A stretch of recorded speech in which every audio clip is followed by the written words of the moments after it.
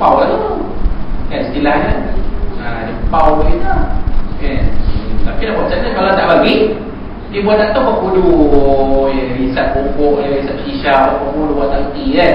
Jadi kita minta kepada Allah Ta'ala supaya jangan jadi benda-benda macam ni, dipermudahkan, senang. Macam tahun lepas saya pergi umrah, tak ada pun bagi pada driver. Tahun ni dengar ni ada. Kalau dia pergi sama dengan saya tu, tahun ni dia pergi juga bulan 5 tu pergi umrah, kena bagi rupanya. Dia kata yang tahu tu tak apa Ustaz, yang tak tahu ni yang jadi bertanya. Kenapa kena bayar? Kita dah pergi haji dulu, kita tahu memang kena bayar. Kalau tak bayar tak jalan. Jadi minta permudahkan urusan. Sampai di Mekah pun macam tu juga, dipermudahkan urusan nak check in hotel sebagainya. Jadi mudah kita nak buat ibadah. Sampailah pada 8 Zulhijjah kita nak bergerak ke Arafah. Sampai di Arafah pun mudah di situ, urusan tak ada apa. Dia tumpuk pada 9 Zulhijjah selepas zuhur. Lepas maghrib kita bergerak ke Muzdalifah. Sampai di Muzdalifah tengah malam putih batu bermalam di sana walaupun sebentar. Lepas tu bergerak ke Mina. Lepas subuh, lepas subuh di Mina kita pergi ke Jamratul Aqabah melontar jamrah. Kemudian pagi itu kita mengerjakan solat hari raya Idul Adha.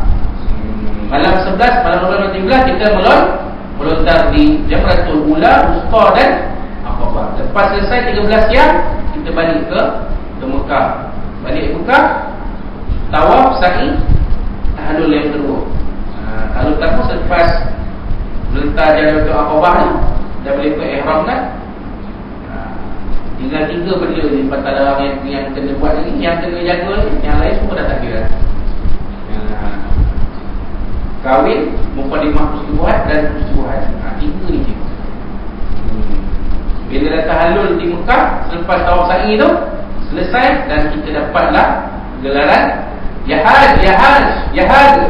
Dapatlah bergelar puan haji. Minta semua benda ni dipermudahkan oleh Allah SWT dan dikurniakan kepada mereka ini haji mabrur, balasannya insya Allah Ta'ala. Kita pun dengar Ustaz sebut amin.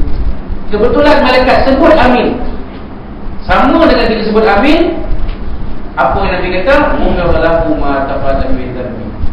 Diampunkan untuk si fulan ini dosa-dosanya yang telah lalu. Jadi bukan setakat dalam sembahyang, apa saja. Dapat tahu kata ada jiran kita masuk hospital, mudah-mudahan si Pak Mat ni sihat, segera sembuh. Kita menjawab amin. Kebetulan malaikat pun sebut amin juga. Diampunkan untuk kita dosa-dosa kita yang telah, dan bukan setakat dalam sembahyang ni, di dalam semua keadaan. Dalam semua keadaan. Kita minta kita dengar bunyi, tengok suami kita lain macam semenjak ni, lain macam dia punya merayan tu lain macam satu merayan juga suami kita ni, tapi sejak berminjak ni dia merayan lain macam. Kita pun sembang dengan orang kita, suami aku ni semenjak berminjak ni merayan dia teruk betul, lain macam sensitif. Pantal dia silap, dia marah start injin motor dia keluar petang gerah mau dibalik, kadang-kadang sampai bola malam gerah mau dibalik. Apalah, kita minta lah janganlah suami aku kau yang dah jatuh. Kawan jawab amin. Amin mana-mana, minta yang jangan tu lah. Jangan minta eloklah semua tu. Jadi apa-apa saja yang disebut oleh sahabat-sahabat kita, orang lain dan sebagainya, kita aminkan. Mudah-mudahan, contohnya dengar cerita nak kamu tahun ni nak SPM ni, tahun ni SPM, minta lah dia boleh jawab soalan tu, boleh lah dapat keputusan cemerlang macam apa dia. Kita pun sambut apa? Amin. Jadikan menyebut amin itu, mendoakan orang lain itu satu kelaziman dalam kehidupan kita. Jangan dengar cerita anak kamu nak pergi temu duka ya, temu duka jawatan kerajaan ni. Dia nak jadi apa, military apa tu, pegawai awal Islam Jakir. Dia pun balik Mesir. Balik Mesir dah 6 bulan. Balik Mesir. Adik Jazah sempat dah habis. Kalau minta ke, dia bagi interview bila usah minta dapat. Senang tak boleh sekarang ni. Bila amin. Sudah kalau amin tu sama dengan amin malaikat, diampunkan untuk kita dosa-dosa kita yang telah lalu. Baik. Sama juga yang diriwayatkan sini juga diriwayatkan oleh Imam Al-Bukhari dan Muslim. Baik, kita faham. Perkara yang sebenarnya perkara 15, salah itu mencegah daripada perbuatan keji dan mungkar. Firman Allah SWT, "A'udzubillahi minasyaitonir rajim, utlu ma uhiya ilaika minal kitabi wa aqimus shalah." Ya, utlu ma, bacalah. Jadi ada dua perkataan kalau bahasa Melayu baca, tapi bahasa Arab dia berbeza istilah. Iqra bismi rabbikal ladzi khalaq. Itu pun maksud baca juga. Yang ni pun utlu pun baca juga. Tala yatlu, utlu tilawah. Qara'a yaqra'u, iqra qira'ah. Ada beza. Kalau kita qara'a yaqra'u, iqra qira'ah, itu sekadar membaca. Macam kita baca Al-Quran, kita baca tapi kita tak faham. Baca berlagu sekali pun. A'udzubillahi minasyaitonir rajim. Bismillahirrahmanirrahim. Selalu kalau orang baca mesti suara dalam ni. Nak mula start baca. Uslu ma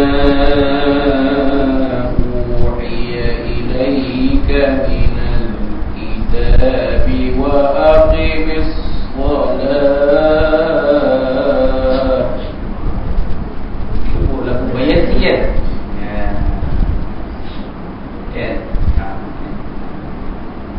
Tapi dia baca tu faham tak? Mana? Tak faham. Supaya macam tuan-tuan baca kitab Barzani, faham mana?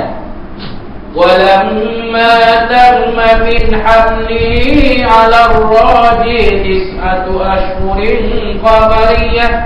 Allah, sama Allah yang mana tak faham? Wufiya bil madinatil munawwarati Abu Abdullah.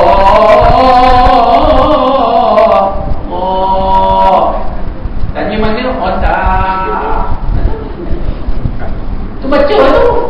Tilawah tu qiraah baca. Tilawah baca dan faham mana. Baca dan faham mana. Baca dan difahami maknanya, ditadabbur isi kandungannya, serta akhir sekali dilaksanakan pengajaran-pengajaran yang ada dalamnya. Itu baru nama tilawah.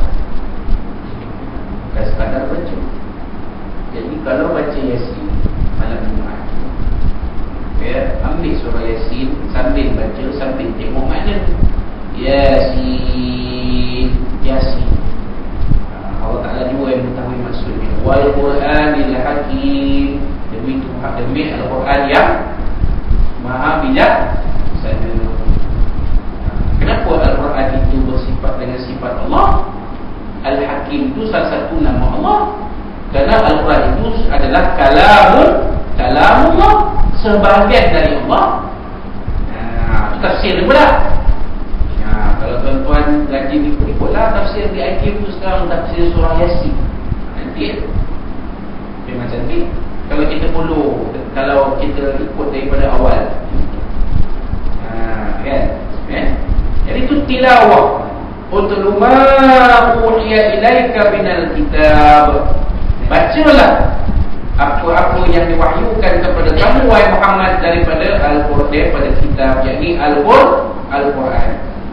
Salah satu nama Al-Quran ialah Al-Kitab. Jadi bukan setakat baca tak faham makna, baca dan faham makna.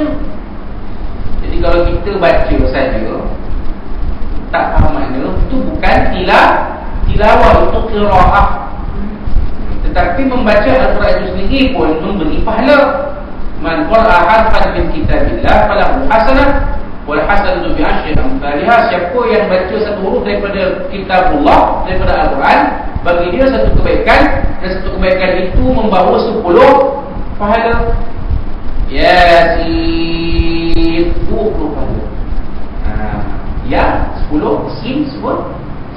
Bismillah sendiri pun 19 huruf di dalamnya. Jadi 19 kali 10 berapa? 190. Itu baru bismillah, baru yasin, belum yang lain. Jadi tuan-tuan janganlah pula bila saya kata seperti ini, tuan-tuan tak nak baca Quran, apa baca makna pun dah baca lah. Walaupun tak faham makna, baca. Kerana membaca Quran itu juga memberi pahala. Tapi dia dinamakan sebagai qiraatul Quran, bukan tilawatul Quran. Tilawatul Quran baca dan faham makna. Kita faham makna. Apa ayat Quran ni? Apa nak cerita dalam ayat Quran ni? Nak cerita kisah apa? Dia nak cerita tentang apa? Apa isu yang dibawa di dalam ayat ni? Kan, contohnya macam ayat dalam surah Al-Hajj kata salah, fa'tabiru ya ulil absar. Maka ambillah iktibar sekalian kamu wahai orang-orang yang ada mata hati. Itu terjemahan tafsiran ni. Ada juga dari segi hukum fiqhnya, dari segi ilmu usul fiqhnya. Ini dari adanya qiyas di dalam ilmu usul fiqh. Maknanya qiyas itu salah satu cabang sumber hukum, salah satu sumber hukum. Sumber hukum syariah ni ada 4 yang besar: Al-Quran, hadis Nabi, sunnah Nabi, ijma' ulama dan qiyas. Mana datang dari qiyas ni boleh pakai? Ayat tadi tu dah. Fa'tabiru ya ulil absar. Mana kita kiaskan benda yang ada zaman ini dengan benda yang ada pada zaman Nabi SAW, apa persamaannya? Ada hukumnya, ada. Itulah hukum yang terpakai bagi benda yang ada pada zaman sekarang. Itu kias. Kan? Jadi kita bukan sekadar baca, tapi baca dan membedah isinya, mengetahui maknanya dan membedah isinya. Sebab itu kalau belajar tafsir seronok sebenarnya tuan. Sebab belajar tafsir ini kita mendalami isi kandungan Al-Quran